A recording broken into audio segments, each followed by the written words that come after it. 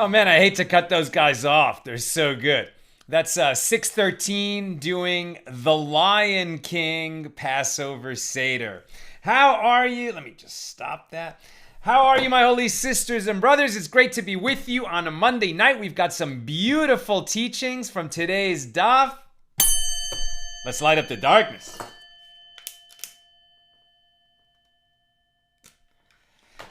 Who is with us as we get it going on a great Monday night with less than 2 weeks to go until the Passover Seder is actually upon us? These teachings could not be more practical and applicable to what we're going to be doing so very soon. Yehudit in Florence, South Carolina. Pauline in Arkansas. Brandon says hello. Stephen in New Hampshire. John in Sedona. James in Indianapolis. Renee saying Baruch Hashem in Indy. You can get this shirt in the AT store along with lots of other great merchandise at shop.accidentaltalmudist.org. Zipporah is with us here in LA. Always good to see you, Zipporah. Melissa in Great Neck, Sharon in New Jersey, Lucy in Minnesota, Bill in Berkeley, Paula in Oregon. Harold in Oregon, Crystal in British Columbia. Loves that song by 613. Ann in Merced, Elvis in New York, Nancy in North Carolina, PK in Colorado, Paul in Chicago, Donatella in Italy. Welcome from a long way off. Great to have you with us, Donatella. Randy in Florida. Paula wishes peace to all. Paula loves Elton John. Ryan, shalom from Jacksonville, Florida. PK's wearing the same shirt that I'm wearing. That's awesome. Gail in Virginia. Lauren in San Antonio. Wayne watching in Ohio. Patrice in Utah. John in Tennessee. John loves the shirt. Chaim in Charlotte. Ryan in Minneapolis. Aaron in La Mirada. Pedro in Orlando, Florida. Over there on the YouTube side. Neil in Virginia. Lynn in North Texas. Marjorie in Georgia. Welcome, everybody. Great to be with you. Where are we holding? This is Daf Kuf Yud Dalet. That's page 114 here in Tractate Pesachim, the fourth volume of the Talmud. The laws of Passover. We are in chapter 10, and after 14 pages discussing the very short but obviously wisdom-packed first Mishnah here in chapter 10. Tonight we finally move on. We'll be discussing the second Mishnah in chapter 10. And guess what? Also the third Mishnah. We spent so many pages on that first Mishnah, and now in one page we're already going to be doing two Mishnahs. We're going to open by talking about the Festival Kiddush. And how it was structured and how that came to be. And then we'll get into the discussion of the bitter herb. The bitter herb is always a favorite subject around the table at the Passover Seder. So let's get right into it. The Mishnah number 2 here in chapter 10. The Tana describes, so the Tana, a rabbi of the Mishnaic period, as opposed to the later rabbis of the Gemara, who are known as Amoraim. So the Tana describes the beginning of the Passover Seder. The attendants poured the wine of the first cup for the leader of the Seder. Beis Shammai say, one recites the blessing over the sanctification of the day, i.e. the Kiddush for the festival. In other words, the blessing that ends in God who blesses Israel and the festivals. And thereafter, he recites the blessing over the wine. Blessed are you, Lord our God, ruler of the universe, who creates the fruit of the vine. And Beis Hillel say, one recites the blessing over the wine, and thereafter recites the blessing over the day. So everyone who's familiar with the Kiddush, who do we end up following? Beis Hillel, whom we the followers of Hillel, the school of Hillel, and the law follows Beis Hillel almost all the time, and certainly on this matter. So when we make the Festival Kiddush, and I'll read it to you from a prayer book in a moment, we first make a blessing over the wine, and then we make the Kiddush. We do that every Shabbos, right? We make a blessing over the wine, but we don't drink it just yet. And then we sanctify the day. So we make the Kiddush at Friday night. We actually do another Kiddush on Saturday morning. But the one that sanctifies the day is when the day begins. And days in the Hebrew calendar always begin at night. So the Kiddush of Friday night for Shabbos, first we bless the wine, then we make the Kiddush sanctifying the day, and we'll do the same for Passover. We'll also, when I read it to you from the prayer book, I'll read the special part that we add, and we'll understand it if we've been studying together with us for some weeks, because this year Passover is on Saturday night. So always when we leave Shabbos, we have to recite a Havdalah, blessing God for distinguishing between sacred and secular. But now we're going from the sacredness of Shabbos into the sacredness of Passover. So it's a special Havdalah that we say at that point, blessing God for distinguishing between sacred and sacred, two different kinds of holiness. But we'll get to the way it's actually done in the prayer book momentarily. Now let's get into the Gemara. It's actually a short discussion of this short second Mishnah in chapter 10 of Tractate Pesachim. The sages taught in the Tosefta. The Tosefta is basically contemporaneous with the Mishnah, but includes the earliest commentary on the Mishnah. The sages taught in the Tosefta, these are matters of dispute between Beis Shammai and Beis Hillel with regard to the halachas, the laws of a meal. Beis Shammai say, when reciting Kiddush over wine, one recites a blessing over the sanctification of the day and then recites the blessing over the wine. Why? According to Beis Shammai, because the day causes the wine to come before the meal rather than with the meal. Right? We're going to have that wine before the meal because it's part of the Kiddush. But why are we having the wine before the meal? Because the day needs to be sanctified. So let's sanctify the day first and then bless the wine. And Beis Shammai offer an additional reason. The day has already been sanctified and the wine has not yet come. Very often because we went to services before we came back home to do the festival meal, and at services we said the evening service and we sanctified the day at services. So if the day's already been sanctified and now we're just going to repeat that Kiddush at home, shouldn't we do that first and then drink the wine with its blessing? That's Beis Shammai's rationale. Beis Hillel say, one recites the blessing over the wine and thereafter recites a blessing over the day. Why? Because the wine causes the Kiddush to be recited. Since one does not recite Kiddush without wine or bread, you have to have either wine or bread to make the Kiddush blessing. So clearly the wine is the primary feature of the Kiddush ritual. Our words are going to sanctify the day. We're going to bless God for giving us this festival or for giving us Shabbos. We're blessing God for doing that. But the primary action, the visual, element of that ritual is the thing we're saying Kiddush over, usually wine, but you could say the Kiddush over bread if you needed to. Where am I? And boom. And alternatively, so now Beis Hillel will offer a second reason or second rationale. Alternatively, the blessing over wine is recited frequently. Right? We make blessings over wine all the time. And the blessing over the day is not recited frequently.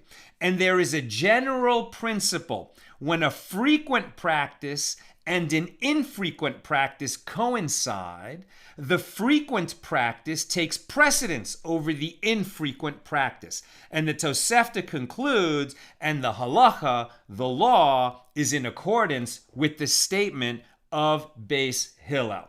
So before we move on, let's just review what we just said there. That second reason of Beis Hillel is that when we have two practices coinciding and one is frequent and the other is infrequent, the frequent practice is primary. It takes the primary position. It takes precedence over the infrequent practice. That's a little bit counterintuitive. You would think that something that you only do once a year, it's so special, so at the time that we're doing it, let's do that first and give it that precedence, give it that primary position in the ritual. But no, the one that we do every week or every day comes first. And that's a very important spiritual teaching. We don't always feel that beautiful, spiritual connection, or even a moment of transcendence when you feel like, oh my gosh, it's like the heavens opened up to me and I had that feeling of connection with everything and everyone in the universe. And it was a moment of divinity, a moment of, revealed spirituality. We'd love to have moments like that, and the more often, the better. But the reality is, so much of faith and a religious practice is just showing up every day, even in the absence of that strong spiritual connection. But in truth, when we finally have those moments, so often they're a function of showing up day after day, right? And so that's why the sages prioritize what comes more frequently, because the truth is the practices that we do every day or the practices that we do every week, we ourselves charge them by showing up every time. We infuse them with energy because we're there over and over and over again, showing up for God, as it were. I just heard from Rabbi Reuven Wolf here in LA. We should never underestimate our power to stimulate heaven, right? When we praise God, when we offer God our prayers and our praises, we may feel like we don't get an answer right away. Sometimes all prayers are heard. We don't always get the answer that we're looking for, although we may get what we need or what is really best for us. But all prayers are heard. And the more that we rise up, right, as the children of Israel or as the children of God, the whole human race, the more we rise up, in sort of faith together and acknowledge our blessings and show gratitude and do that on a regular basis, that stimulates heaven, right? And it's sort of, just like a parent appreciates when their kids acknowledge them and say thank you and praise their parents for all that the parents do for the kids. It really opens and melts the heart of the parent toward the child. So too, God, who loves us already, really appreciates when we appreciate God. It stimulates heaven, and all kinds of things can happen as a result. But not just when we want it, when God says it's right. But don't never underestimate that power of showing up day after day in your spiritual practice. Let me continue. And the Gemara asks, what is alternatively? Meaning, why does Beis Hillel offer this second reason, right? Beis Hillel we say the blessing over wine and then the sanctification of the day, the Kiddush, and we do that because because the wine is the primary aspect of the Kiddush ritual. And then Beis Hillel offers that second reason, and we prioritize things that happen regularly over things that happen irregularly. Why do we need the second reason? Why did Beis Hillel cite an additional reason? And the Gemara explains, if you say that there, Beis Hillel, they offered two reasons, right? They say that the day gets sanctified first at services, or at least it's sanctified automatically because it is a festival in itself. It's defined by the Torah. And then you drink the wine. And they gave that second reason that the day causes the wine to come before the meal, and the day has already been sanctified before the wine comes. Those are Beis Shammai's two reasons. So now Beis Hillel also offer two reasons, right? So that you shouldn't say, well, Beis Shammai had two reasons. Maybe we should follow Beis Shammai since they had two good reasons and Beis Hillel only had one. Okay, so now we've got two reasons from each of these two sides in that dispute. And that's why they give it. And it was taught in the Tosefta, and the halacha, the law, is in accordance with the statement of Beis Hillel. Now the Gemara comments on this. It is obvious that this is so, As a bas kol, a divine voice emerged from heaven. The way that that's said in Hebrew is a bas kol, meaning a daughter of a voice. Isn't that so beautiful? The term for a divine voice, like a voice that emerged from heaven, some kind of godly divine voice. Not necessarily God's voice, but like God sent a messenger, an angel whose voice could be heard. And this was heard, right? So there was a time when the sages were disputing, and it was a huge dispute between Beis Hillel and Beis Shammai. And we read this together at Eruvin, Tractate Eruvin on Daf 13, Yud Gimel, where it said, remember, after there this dispute that went on and on and on and on and on and on, and eventually a bas kol, a heavenly voice, emerged and said, these and these are the words of the living God, but the halacha, the law, follows Beis Hillel. Why? And you've heard Nina and I talk about this many times, because this is like the greatest lesson in why civil discourse is so important and how to do it, right? Why did the heavenly voice say that the law follows Beis Hillel? Because even though both were speaking a truth, both were saying these are the words of the living God, both were transmitting the words of the living God, but Beis Hillel would state the opinions of their opponents in the dispute before their own, right? So they would actually give precedence to the opinions of their disputants before even stating their own reasons, so that the listener would have the benefit of both sides of the argument. And Nina and I add, and not only that, but the way they would state it, it was in such a way, for it to make sense, they didn't state the opinion of their opponents in a kind of sarcastic and dismissive manner. They stated the opinion of their opponent in the fairest possible way, such that the opponent would agree, yes, that is my point of view. That's how, if you want to win someone over to your side of an argument, if you want to advocate effectively, be able to state the other position so fairly that the other side would say, yes, that's my position. And then present your own position, obviously in its best possible light. And if you are, you're convinced that your side is right, because, given the best version of both arguments, your side will prevail. And that's the way to present it. Okay, so in that earlier dispute between Beis Hillel and Beis Shammai, a bas kol emerged and said that these and these are the words of the living God, but the halacha accords with Beis Hillel, right? And so why was it necessary for the Tosefta to state that in this particular case, the halacha is in accordance with their opinion? If the law always accords with Beis Hillel, why does it need to be said here in this particular dispute, the law accords with Beis Hillel? And the Gemara answers, well, if you wish, say that this Tosefta was taught before the bas kol emerged and proclaimed that principle.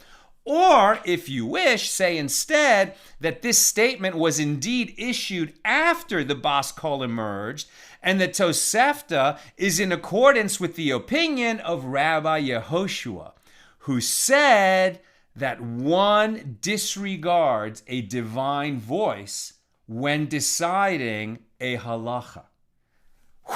What? You're telling me that we could be having an argument on matters of Torah law, and we can't quite work out, we can't come to a final agreement of what is the law, and one side is dug in its position, and the other side is dug in their position, and then we all collectively witness a miracle, that a voice from heaven emerges that we all hear, and that the voice from heaven says, and the law is with that side. And we're going to say to heaven, no, we don't listen to heavenly voices. Rabbi Yehoshua is telling us that? Yes, Rabbi Yehoshua is telling us exactly that. Where do we learn it from? Rabbi Yehoshua uttered that statement, we don't listen to heavenly voices, in the very famous argument, and I often mention it. We'll be studying it in depth when we get there, but it's in the middle of our Daf Yomi journey in Tractate Bava Metzia on page 59 on the B side.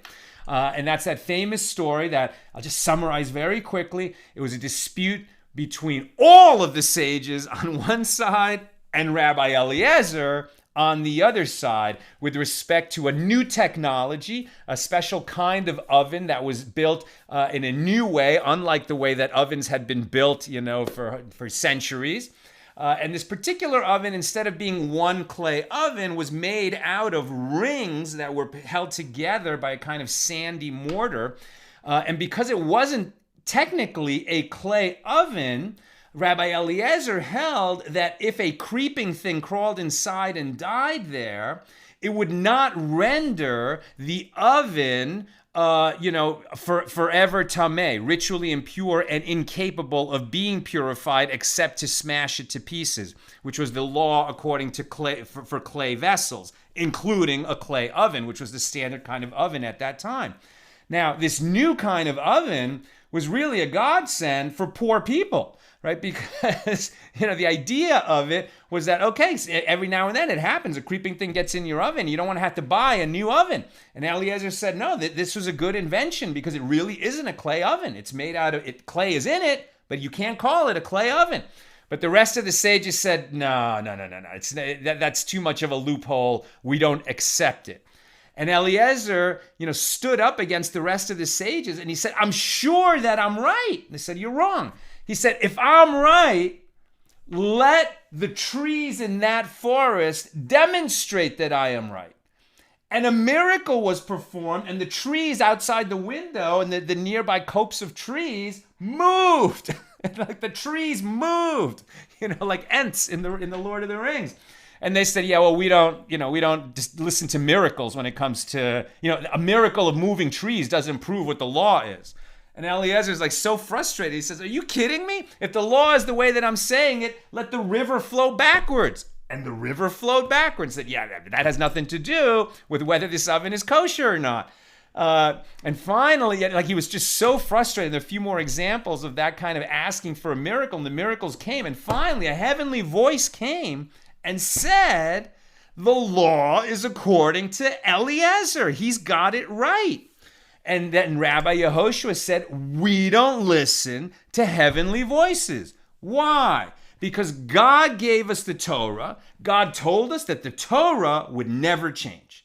And that is true. The Torah never changes. Now, the application of Torah laws has to be applied. It has to be figured out by the sages in every generation, so that in novel situations like this new oven, they can make a decision, right? That wasn't mentioned in the Torah. The sages need a system for deciding the law. What is the system? What is that system?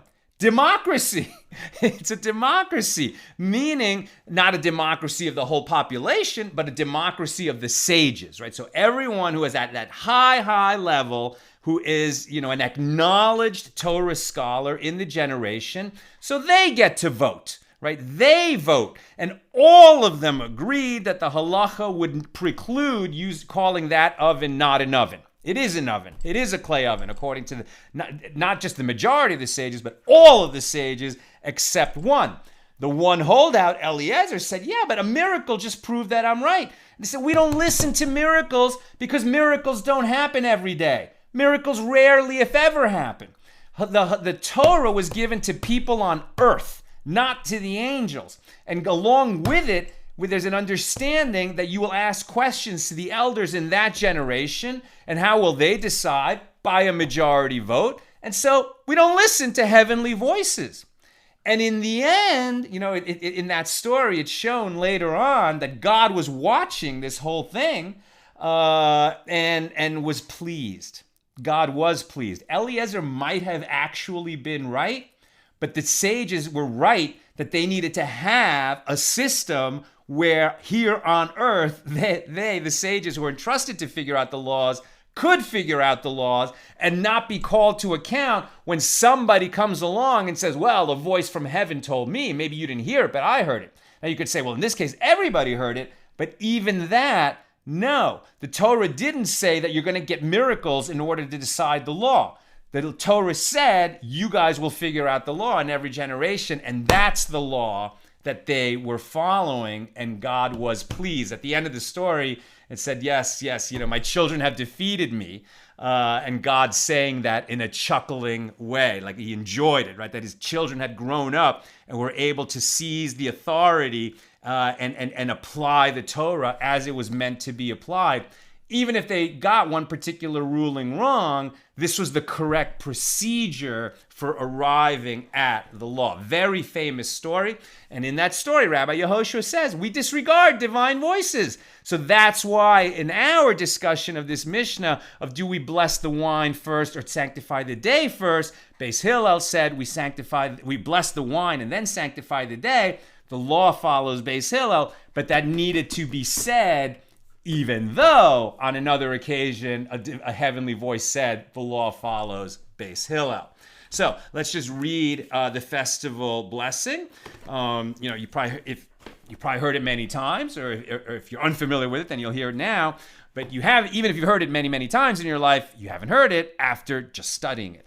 So the Kiddush for a festival evening, right? First, we bless the wine. Now, in fact, if Passover coincides with Shabbos, which sometimes happens, so then we would say what we normally say on a Friday night, and it was evening and it was morning the sixth day, thus the heavens and the earth were completed in all their host, etc. That piece of Torah about the 6 days of creation coming to an end, and then God blesses the seventh day and hallows it. We would only do that if the festival, whether it's Passover, Sukkot, or Shavuos, coincides with Shabbos. It starts on Friday night.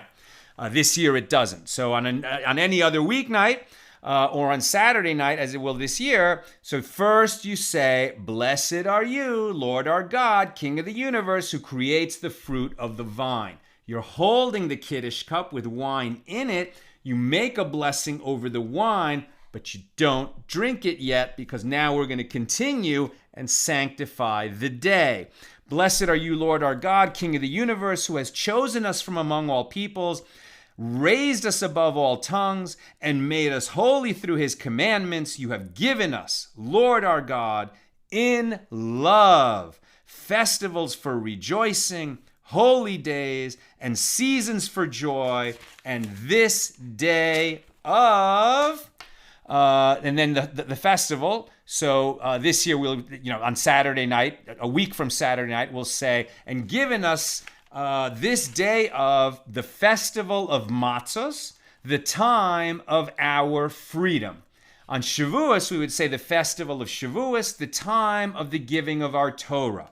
On Sukkot, you would say the festival of Sukkot, our time of rejoicing. And on the last day of Sukkot, which is Shmini Atzeret, you would say the festival of the eighth day, Shmini Atzeret, our time of rejoicing. And then you continue, a holy assembly in memory of the exodus from Egypt, for you have chosen us and sanctified us above all peoples and given us as our heritage your holy festivals for joy and gladness. Blessed are you, Lord, who sanctifies Israel and the festivals. Then, like we will this year, because it's Motzi Shabbos, so Shabbos is ending, and then we're sanctifying Passover. So then we would add, before we drink that wine, blessed are you, Lord our God, King of the universe, who creates the lights of fire. Blessed are you, so you have the Havdalah candle, or at least a multi-wick candle there. Blessed are you, Lord our God, King of the universe, who distinguishes between sacred and secular, between light and darkness, between Israel and the nations, between the seventh day and the 6 days of work. You have made a distinction between the holiness of the Sabbath and the holiness of festivals, and have sanctified the seventh day above the 6 days of work. You have distinguished and sanctified your people Israel with your holiness. Blessed are you, Lord, who distinguishes between sacred and sacred. Do you then drink the wine? Not quite, because if it's the first day of Passover, you're also going to say Shechechianu, as we've seen, you bless the time, where you say, blessed are you, Lord our God, King of the universe, who has given us life, sustained us, and brought us to this time. And then you drink the wine. On the second night of Passover, you do all of that, you wouldn't be making the Havdalah. Also, you wouldn't make the Havdalah, and you also would not make Shechechianu. You only say Shechechianu, blessing the time, on the first night. So that is the Festival Kiddush, and now we understand from today's daf why we make the bracha, the blessing over the wine first, then sanctification of the day, and only then do we drink the wine. Unless we also have to make Havdalah and Shechechianu. That just gets added in, and then we drink the wine. Okay, now we move forward on our daf. We are on now Mishnah number 3. So 13 days, we were on doing commentary on the first Mishnah. We've already finished commentary on the second Mishnah just tonight. The third Mishnah, here in chapter 10, the attendants brought vegetables before the leader of the Seder prior to the meal, if there were no other vegetables on the table. He dips the chazeret into wine or vinegar to taste some food before he reaches the bread, i.e. the bread, and then what comes after the bread, i.e. the bitter herbs, which were eaten after the matzah. What is chazeret? So chazeret is a vegetable, usually romaine lettuce is used for that. And as we're going to see, the chazeret, this romaine lettuce, could also be used as the bitter herb. That is not the common practice at all. In fact, most people, what they will do is for this first eating of vegetable, where you only make a blessing over the vegetable at the beginning of the Seder, most people these days use karpas, and they'll use like a parsley or a celery for that. Then they'll, recite the Haggadah and do all kinds of stuff, and then they'll come to eating the matzah and then eating the bitter herb. And for the bitter herb, they'll use a vegetable that is a different vegetable from the one that's used for the chazeret or for the vegetable at the beginning of the Seder. And then, it's sort of the Eastern European tradition is to use a horseradish root because they really didn't have so many fresh vegetables at this time of year in Ukraine and Russia, etc. But it doesn't have to be horseradish. It could be the romaine lettuce for that as the bitter herb. They brought before him matzah and chazeret and charoset. So charoset is usually that kind of very sweet mixture of apples and raisins and nuts and grape juice, kind of like mushed together. And that reminds us of the mortar that we used to put the bricks together when we were enslaved in Egypt. But now it has a sweet taste because we're free. And so they brought before him matzah and chazeret and charoset and at least 2 cooked dishes in honor of the festival. And the Tana comments that this was the practice, although eating charoset is not a mitzvah, but merely a custom. Rabbi Eliezer ben Tzadok says, actually it is a mitzvah to eat charoset, and in the period when the temple stood and they offered the paschal lamb, they brought before him the body of the paschal lamb. Let me read this note. That during temple times, the food of the Passover Seder was served on a very large platter that contained the bitter herbs, the vegetables, the matzah, the charoset, the meat of the paschal lamb, and the meat of the festival peace offering. Remember that because now we'll see that on the modern Seder plate, what we have is sort of reminiscences of the Passover platter that was brought out for the people registered on that paschal lamb, the group that had agreed to spend the Seder together, right? And what we're really imitating, at least symbolically, is that big platter that had the meat of the paschal lamb on it, and everybody was going to get a little piece of that, and then also much more meat from the festival peace offering so that everybody could really rejoice and get their fill and eat meat. Also, 2 cooked dishes were there in addition to it, and vegetables, and bitter herbs, and matzah, all needed to be on that platter. That's the Mishnah. Gemara. Reish Lakish said, that is to say that mitzvahs, commandments, obligations, require intent. One who performs a mitzvah must do so with the intent to fulfill his obligation. According to Reish Lakish, the proof of this is from our Mishnah. in that since one does not eat the lettuce at the time of his obligation to eat bitter herbs, he eats it after reciting only one blessing, who creates the fruit of the ground. That's at the beginning of the Seder. You eat a vegetable and you make a blessing over the vegetable. Blessed are you, Lord our God, ruler of the universe, who creates the fruit of the ground. That's the blessing over vegetables. And clearly, the reason is that perhaps he did not intend to fulfill his obligation to eat bitter herbs. Right? In the Torah, it says that when we observe the Passover, right, we're going to eat the Paschal lamb, we're going to eat matzah, and we're going to eat bitter herbs. So that is a Torah obligation to eat bitter herbs at the Passover Seder. So since we're eating vegetables at the beginning of the Seder and we're just making a blessing over vegetables, which are meant to be the bitter herb, and then later we eat another vegetable or even the same vegetable, and this time we say the blessing, blessed are you, Lord our God, ruler of the universe, who has sanctified us with his commandments and commanded us to eat the bitter herb. So according to Resh Lakish, it must be that the reason we do the Seder the way we do it is that at the beginning, just in case we didn't have in mind to fulfill our obligation to eat a bitter herb when we ate that vegetable, so then we say it again. It must be that in order to fulfill one's obligation, one must be aware and have intent to fulfill his obligation. Otherwise, if you just happen to do a mitzvah, but you weren't intending to fulfill your obligation, you didn't fulfill your obligation. You have to be aware and intentionally fulfill your obligation in order to be yotze, in order to, have the merit of fulfilling your obligation. You have to have intent. That's according to Resh Lakish.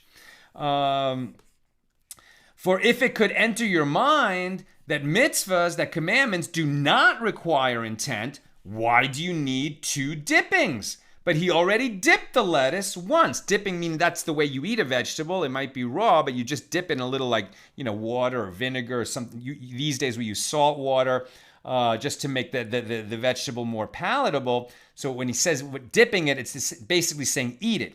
Right? Why do we have to have 2 separate eatings of vegetables with blessings? It must be that just in case you didn't say it the first time with the intent to fulfill your obligation, we make you repeat it and make a blessing over the fact that we're obligated to make sure that when you eat that bitter herb on Passover night, it is with the intent to fulfill that obligation to eat bitter herbs. That's what Resh Lakish is saying, and that therefore this is a proof that mitzvahs require intent. And the Gemara rejects this contention. From where do you know that this is the case? Perhaps I can say that actually mitzvahs do not require intent.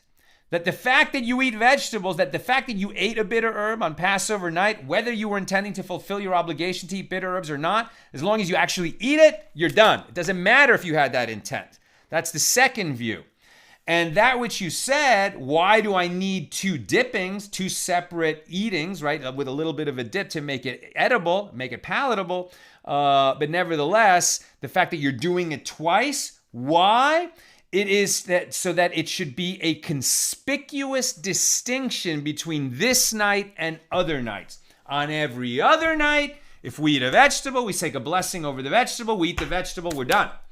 On this night, we say a blessing, we eat a vegetable, and then a little later, we're going to eat a vegetable again, we're going to dip it again, and we're going to say a second blessing over that same vegetable or a similar vegetable. Normally, when you make a blessing over one vegetable, it exempts you from all the vegetables that you'll eat at that meal. You wouldn't have to say it again. In fact, if you make a blessing over bread, you don't have to make blessings over individual vegetables. But here, you're going to actually make a blessing over vegetable once, and then again, when we say that second blessing, saying that we're blessing God for sanctifying us and commanding us to eat bitter herbs. Why do we do that twice? So that it's conspicuous that this night is different from all other nights. And ideally, the children will look at us doing that and say, hey, why are you doing that? On every other night, we dip our food maybe once, or if not, maybe not at all. But if we do it, it's only going to be once in terms of saying a blessing. But on this night, we dip and we make 2 blessings. Why do you do that? We want the children to ask questions, and we're consciously making a distinction between this night and other nights. And so we don't have a proof from this ritual that mitzvahs require intent. Where does the Talmud come out on this? Do mitzvahs require intent?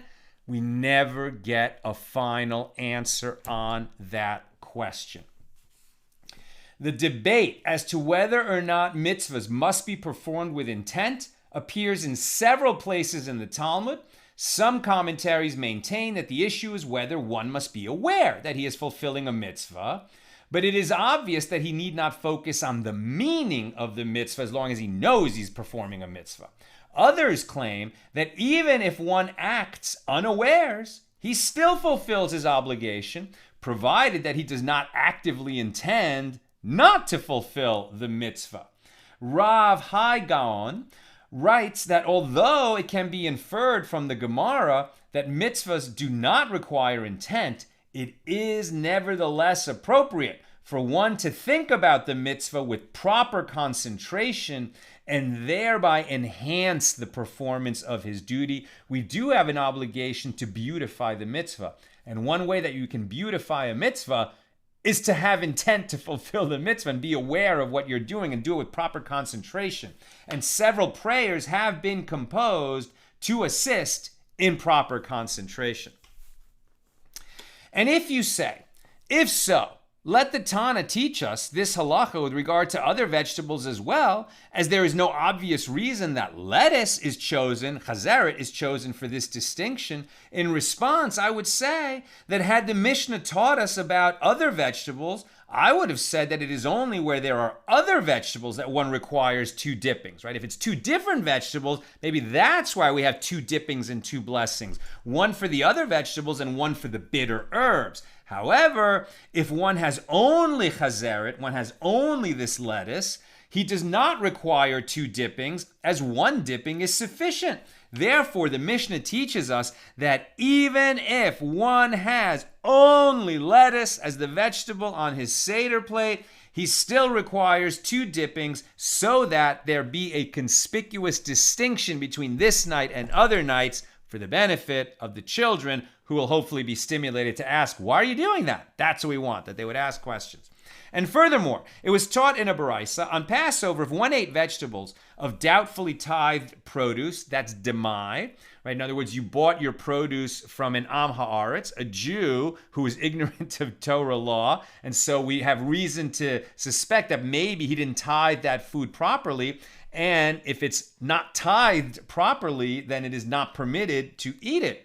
Nevertheless, he has fulfilled his obligation. And if he ate them without the intent of the mitzvah, he has fulfilled his obligation. And if he ate them in halves, by eating half an olive bulk of bitter herbs, pausing, and then eating an additional half of an olive bulk, he has fulfilled his obligation. There's a minimum measure of how much you have to eat of these bitter herbs, about the size of an olive, a ketzayas, right? Like the volume of one olive.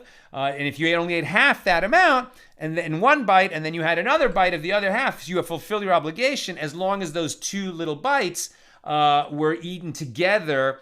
That the time between them was not longer than the amount of time it takes to eat half a loaf of bread. That's that sort of time measurement that the sages use to say, well, if you eat two bits of food in less time than it takes to eat half a loaf of bread, it's considered that it was part of the same eating, the same act of eating, and you would have fulfilled your obligation. The Gemara answers, the issue of whether or not mitzvahs require intent is a dispute between Tanaim, as it was taught in a baraisa. Rabbi Yosei says, although one has already dipped the chazeret once, it is a mitzvah to bring before him chazeret and charoset, the lettuce and that sweet mixture of the apples and nuts and raisins and grape juice, and two cooked dishes. Apparently, he lacked intention during his first consumption of lettuce, and therefore he must be given additional lettuce with which to fulfill his obligation. And the Gemara asks, and still this is no conclusive proof, as from where do I know that Rabbi Yosei is of the opinion that mitzvahs require intent? Perhaps Rabbi Yosef maintains that mitzvahs do not require intent. And the reason we require 2 dippings is so that there should be a conspicuous distinction for the benefit of the children. The Gemara rejects this argument. If so, what reason does Rabbi Yosef have to use the term mitzvah? It is a mitzvah to bring it out the second time. There is no mitzvah from the Torah to provide a distinction to stimulate the curiosity of the children. The mitzvah is to eat bitter herbs. And evidently this individual must return and eat them again because he lacked intention the first time. And that really isn't a resolution of the argument. We don't know for sure whether mitzvahs require intent, but it is definitely laudable to have good focus and proper intention when we perform mitzvahs. The Gemara asks, what are these 2 cooked foods mentioned in the Mishnah? Rav Huna said beets and rice. And the Gemara relates that Rava, who was Rav Huna's student, would seek beets and rice for his meal on Passover night, since this ruling came from Rav Huna's mouth.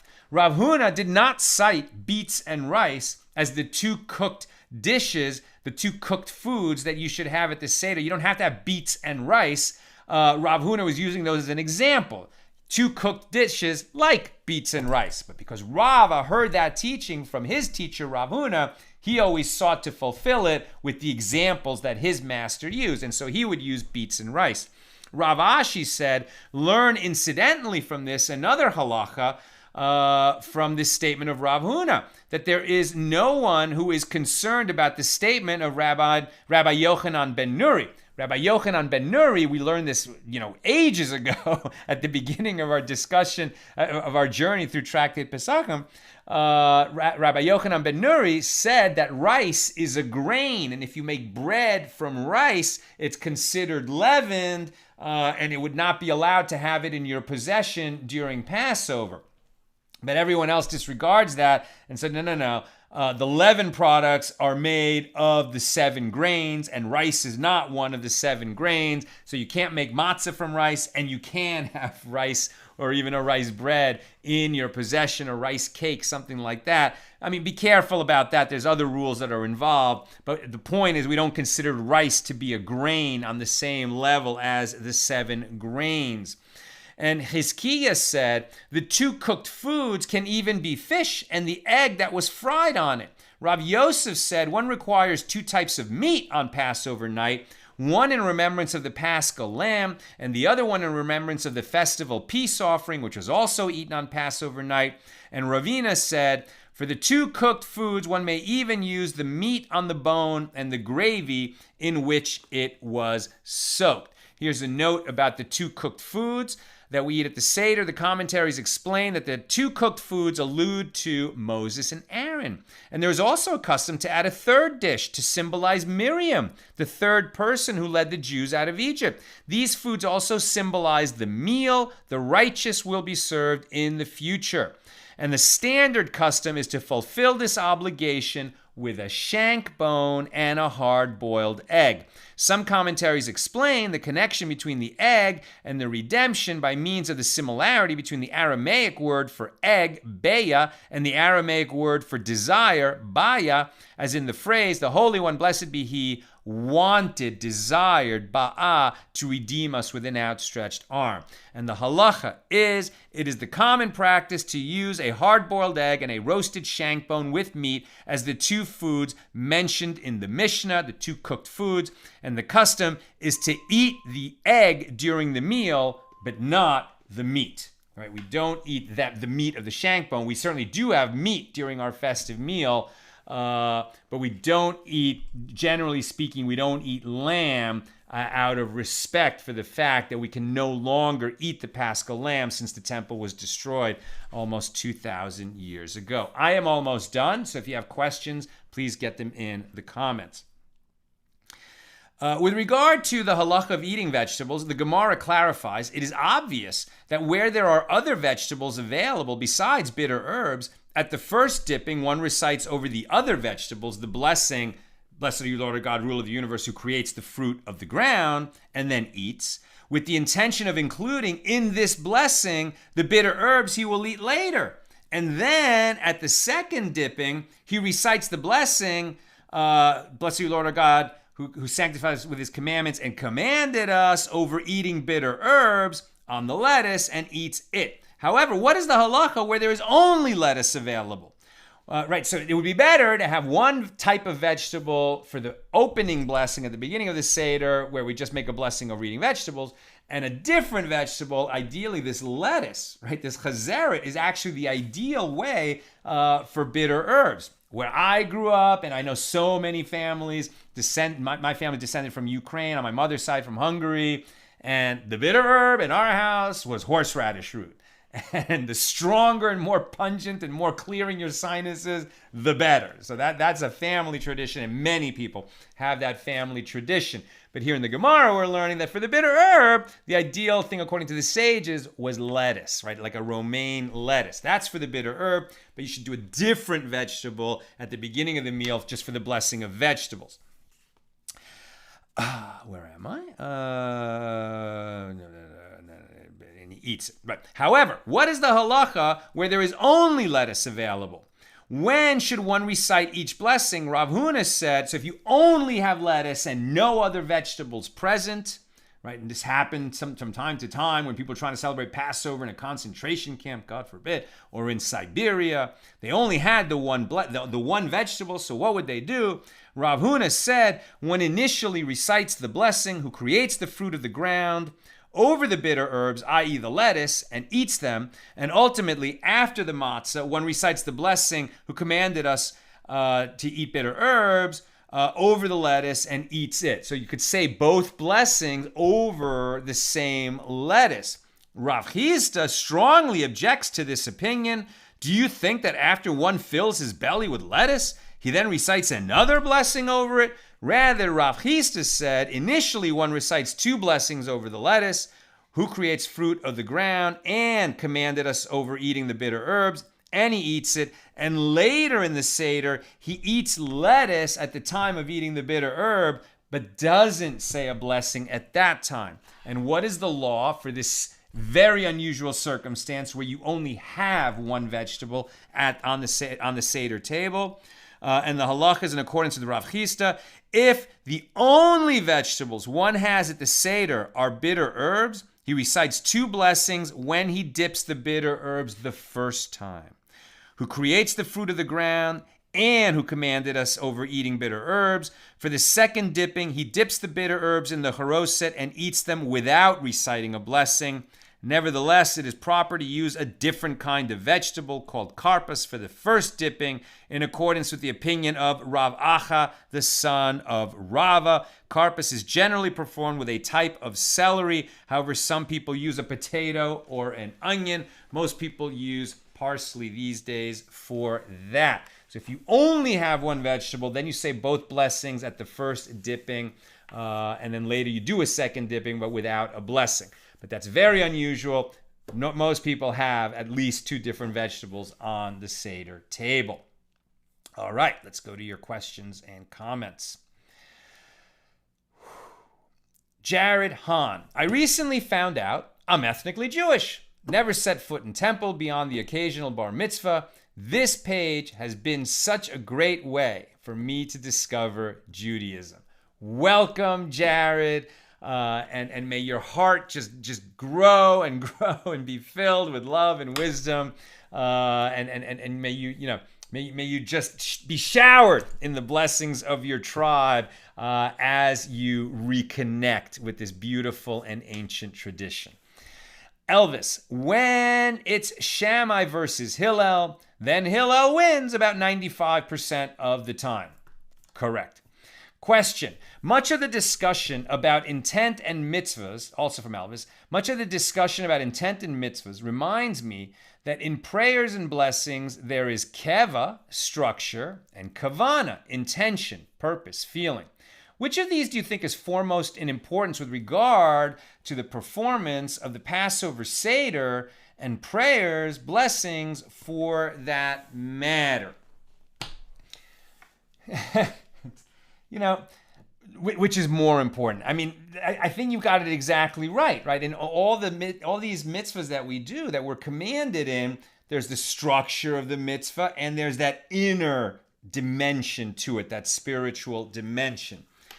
And ideally, you're having both. You always want to have both, that right? And as we learned tonight, right, when we perform a mitzvah and using the correct actions, having the correct elements there, and doing it in the right way, and studying it beforehand so that we'll do it in the right way, that's what we're obligated to do. And the sages are arguing about whether you need that intent or not. But as we saw tonight, it is considered fulfilling one's obligation to beautify the mitzvah that you have intent to fulfill the mitzvah, and ideally that you understand more about the mitzvah and where it was given and where it's in the Torah and what God exactly said and what the sages have studied it and interpreted. And this is why we have the tradition, and I think it's an obligation, to be studying the laws of every festival. We start studying them 30 days before the festival so that we can fulfill those obligations with intent, and even more than intent. I think what you're talking about, that kavana, right, that spiritual intent to get inside the mitzvah, is really a way to beautify it. But as much as that is important and we want to feel like we're really there with all our heart, first, we just make sure we do the mitzvah. Right? That's first. Sometimes we don't understand the mitzvah. Sometimes it seems crazy to us. Sometimes we can't understand why we're doing this. Sometimes we think, man, this is vestigial. It's from an ancient world. It doesn't make sense. It's so contrary to modern thinking and modern practice. But by doing it the way we've always done it, you link yourself into this teaching that came from God to the Jewish people 3,000 years ago and that we've never let go of. And that in itself is beautiful enough. So you really need both. But let's start by making sure we do the mitzvah and we do it correctly. And then over time, we'll get more and more into that inner dimension of it. Sharon, the first blessing over karpas is not said as a mitzvah blessing. Correct. The first time that we eat the vegetable at the beginning of the Seder, we don't say, "Blessed are you, Lord our God, ruler of the universe, who has sanctified us with his commandments and commanded us to." We just say, "Blessed are you, Lord our God of the universe. Blessed are you, Lord our God, ruler of the universe, who brings forth the fruit from the ground, who creates the fruit of the ground." Right? So it's not as a mitzvah, is what Sharon is saying here. But the second time you say the blessing over the bitter herb, the maror, you do say that. I always just assumed that it was because of Rabban Gamliel's requirements for what fulfills the Seder mitzvahs. The Pesach, right, the lamb that we can no longer do, but we remember it by mentioning the laws of it, the matzah and the bitter herb, and were therefore commandments, whereas karpas was not. If the karpas represented a mitzvah, why do we not include the mitzvah aspect of the blessing? It's a great question. Why don't we say, if we have to eat the bitter herb at the beginning of the meal, why do we only just make a blessing over the vegetable at that point? And it's really like making that distinction, right? That's definitely involved in why the sages decreed it this way. Similar to when we make when we make Kiddush, we make a blessing over the wine, not in the form of a commandment, right? Not sanctified us with his commandments and commanded us to drink wine. No, we just say, "Blessed are you, Lord our God, ruler of the universe, who creates the fruit of the vine," but we don't drink it. And then we make the rest of the Kiddush, which often does include the commandment language, and then we finish it with the blessing, and then we drink the wine. But here, it's sort of a similar structure, and we eat the vegetable right away. And perhaps a strong reason is that we learn here tonight, the sages decreed it that way so that this night would be distinguished from all other nights, and it would stimulate the children to ask questions.